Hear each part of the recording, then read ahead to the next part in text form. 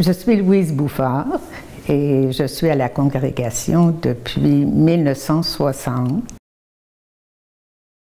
Avant d'entrer, j'ai enseigné aussi. Alors, je savais que j'aimais l'enseignement. J'ai besoin, moi, de savoir, de mettre mes deux pieds bien solides avant de m'embarquer. Oui, à Sainte-Anne-de-Bellevue, j'ai enseigné à la maternelle 12 belles années et 1 an au secondaire. 1 et 2, garçons, filles. Et j'ai adoré ça. À Regina-Sumter, j'ai enseigné 18 ans, secondaire 1, 2, 3, l'enseignement religieux et le français. Et j'avais des groupes de jeunes que j'animais, que ça j'ai beaucoup aimé aussi. Un groupe de filles avec qui je continue de cheminer. C'est une amie à moi, elle était partie en 77, je pense. Et j'étais à Sainte-Anne à ce moment-là. Et elle est venue me chercher en 97.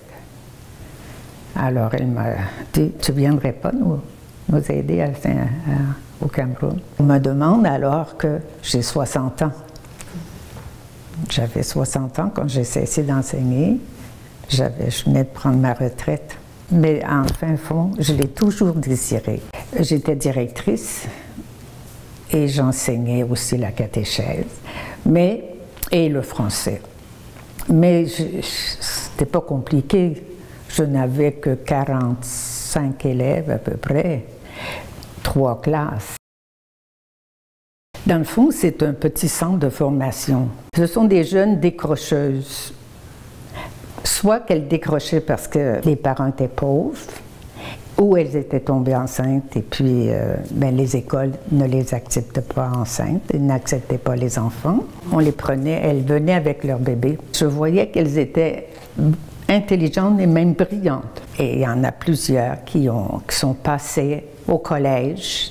Elles ont fait des débats, qu'on appelle, avec les gens du collège, en secondaire 5, les terminales. Là.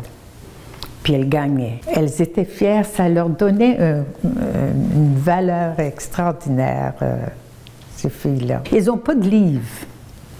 Elles apprennent par cœur. Elles étaient bien formées.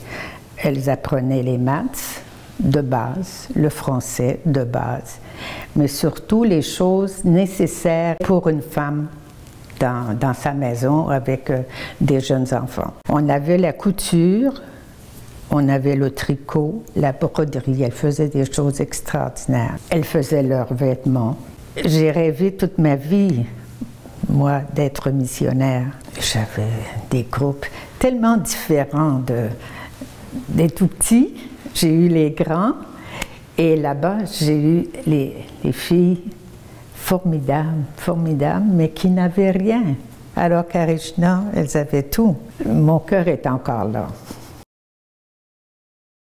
Une femme forte, une femme de Dieu. Mais quand je la prie, je lui demande son audace, sa force, son endurance. Je n'ai pas trouvé difficile de partir en Afrique, moi, de vivre. Mais quand je regardais ce qu'elle a fait, je me demandais, je n'aurais pas été capable. Mais on n'a jamais la grâce de ce qu'on ne fait pas.